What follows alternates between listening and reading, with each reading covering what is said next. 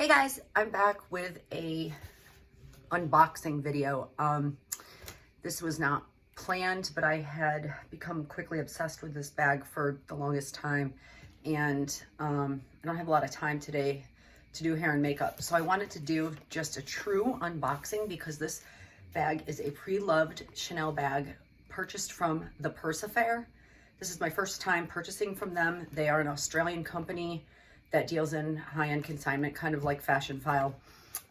So since there's not a lot of videos on them, I wanted to document this box opening so that you guys can see how they packaged it. I ordered it exactly 1 week ago. I'm in Massachusetts, the United States, and I got it in 1 week. So I would say that's pretty good shipping from Australia. DHL. This is how it came. So we'll open it together. I've never seen this bag in person.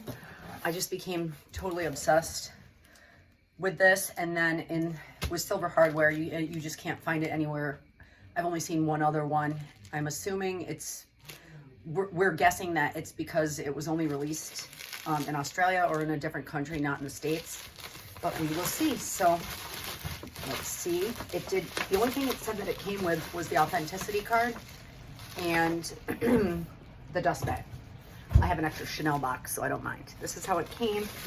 It's in nice bubble wrap, so that's good. Again, I have never seen this bag in person.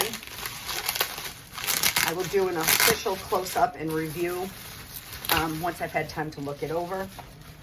The Persefair, they give you these like discount coupons. Okay, so it didn't come in the box, but they did give me a Chanel bag with the ribbon, so that's cute.